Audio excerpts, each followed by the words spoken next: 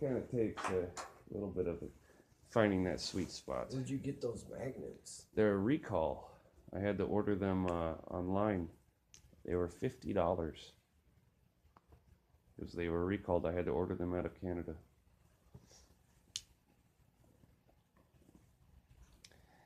It just so happened that my son had a set of them when I got over there. And I had a set before, about 10 years ago, that I first discovered all of this. But I had no way of measuring it, right? Now I can measure it. These phones have sensors that can measure this. And it did everything. It creates the wave I predicted it would make. It does everything. I was correct. So when I showed University of Toledo, they said, yep, you're correct. They vindicated my work. They told me if I could find a job and a place to stay, then they'd put me on the research team. It didn't work out. I tried my ass off. It didn't fucking work out. That's alright, because I already showed University over in Croatia. There. And with this, it's really simple. If you ever... I guess I've just gotten good at it. You have. What's this doing to me? Nothing, right? The most it's doing is it's any over electrical activity in your brain is being canceled out to neutral right now, which will give your body the natural environment for it to start healing itself. Oh. Well, you see, the body is bombarded by all sorts of electromagnetic fields, sometimes from the toxins in our food, in our water, and of course from our TVs, our wireless, all of that. And here, in fact, here's the human biofield with wave proportionality. It's the brain, there's the heart. Show me. Here's the heart, here's the heart, here's the brain. This is like to say there's another heart, like another human being. So this is literally showing how empathy actually works as well. So what you have is the north and south set up, where it's like the funnel part, like the magnetic poles, and then you have, of course, outward are bands, and they work like this. You ever seen those? You ever seen the other autistic kids, how they're always spinning that string? They just love to spin that string. I never remember that, to be honest. I've seen I was around a lot of them, so. Yeah. But this is what they're doing. So this is the same way a tree works. What do you mean that's what they're doing? When they spin that string and the string comes up, they're creating the same wave pattern that like draws water out of the ground. To what they're thinking? Yeah. They're using it as an external motive to help them focus what they're doing. And what I've seen a lot of these autistic kids... Why do they do that? Because they came in damaged. And they know it. Some part of them knows it. They're trying to fix it. Mm-mm. Is that why they do things repetitive? Constantly? And they'll sit there and they'll like draw lines. So they know that. They know it's busted enough. and they're trying to fix it. Oh, that makes sense. They're like stuck on a side of a busted screen. I've been in rehab before with a couple what's the thing when you keep doing the same thing over and over? What's that one? Because I was in dual diagnosis. And she had yarn, and she constantly did yarn, and had to unroll the whole thing. OCD? OCD, yeah. Is it a little different than what It's a little different. But kind of the same. Same. It depends on how it's used. If it's using you, then it's straight up OCD. Yeah. Then you're stuck in the pattern. Oh, that is what OCD is. OCD is doing you. Yeah. So, the other side of it is just being well organized or formatting. There's really no medication you can take to be autistic either, huh? And medication sucks anyway. Yeah, there's... Because it's all garbage. There's all attempts all attempts. And then you have all these side effects, so why even take it? And it's not like taking blood pressure medicine. This is the physicist I'm supposed to go talk to. Oh, you see a physicist? Over at university.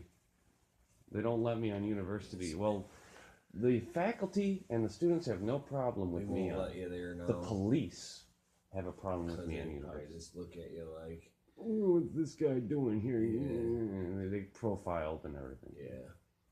And they don't realize that. Is there anyone you can talk to with them or no? Yes. You do talk to Yeah, someone? I'm in contact with one of the representatives from the research building and also from the... That'll probably be one of the only people that listen to you, huh? The research and development. Yeah, they know about it. They know and put your... whatever you want to call it to the side and really take you for because they see and they know that they know what I'm doing. They say they know I'm not just doodling. Right. So I mean, I break it down like this almost, like some of it's poetic. Sparks and strands is what people call quarks and sparks, or quarks and, like subatomic particles. They got too many names for simple things. Particle and wave. So a spark is a particle, and a strand is a wave. Real simple. No, I know a strand. And I originally called it the sands and tides. As a child, I used to say it's all between the sands and tides. That's in here. That's my own shit. A lot of people wouldn't understand this. So in fact, I started going with the theory of the soul, where it's an ambient energetic expression. Like we're living energetic expressions. Yeah. Is my definition of soul. That's my son's Seth. His name's Robert Jr. So, and she calling you or something? Huh? Virginia?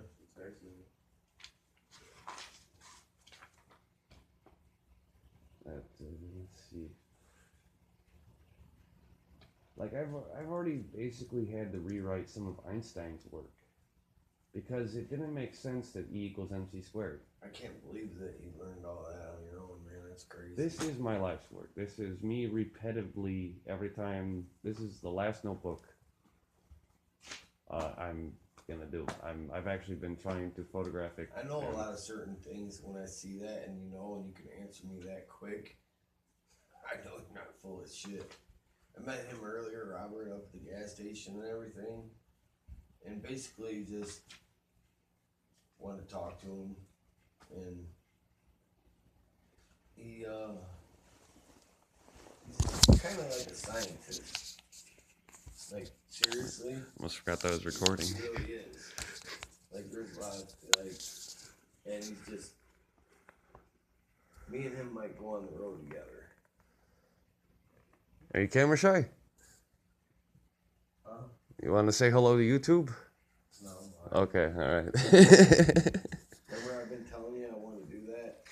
That's what we're going to do. I have got my YouTube channel up already on the computer, so Reality Check Live, keeping it real. I started it over in Europe and started doing an American version here for YouTube, so... He's traveled. He's lived in Europe and everything. He's got a passport. I got a passport. I just want to go just travel and just be broke and go travel.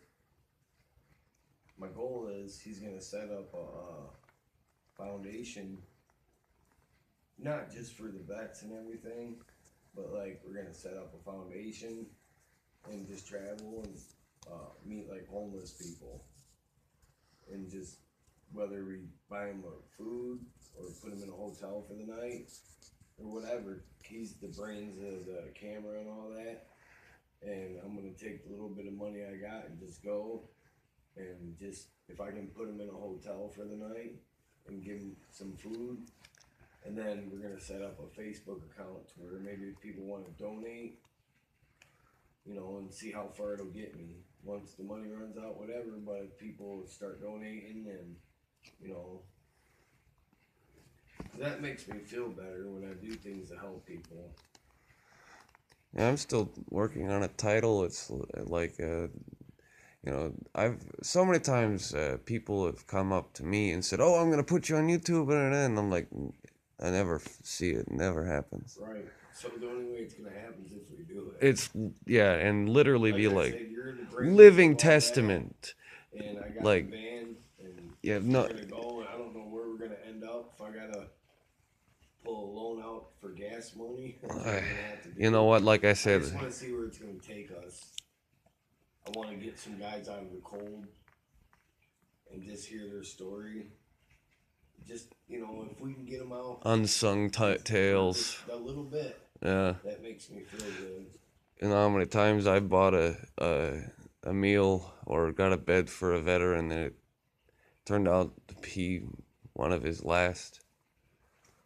And Because they're the ones that did it all for us. Yeah. And a lot of people don't understand that. and a lot they just get forgotten on the frickin' street. And then them are the guys walking around that people look at like, You're a bum, man. Yeah, like. yep.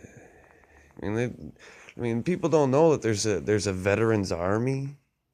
That some of these vets are out on the street, but they've decided to make the best out of it and try to help homeless people as well, the ones that'll help They don't themselves. ask for help though because they've been taught not to ever ask for help. Yep. So that's why they always end up alone.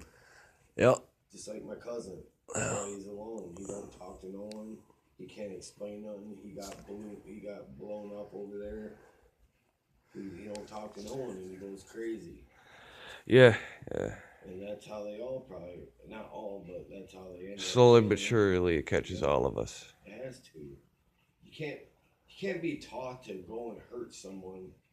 That's your goal, to go and hurt them and kill them, and then come home, and then all of a sudden it all has to stop, and you got to be normal. Yeah, and then everyone How can just you pretends teach like someone not. that and then be normal? It's not even real to people. It's you come back and it's like you're in a this crazy killer. You just were in reality, effectively. Yeah. Here's the real fucking world, and now you're coming back to the American dream where everyone's. You come back here, and it all ends, and now you're supposed to just be normal. Oh yeah, no, yeah, like kids, and just be fucking. It was just a trip to Vegas. Exactly. Like.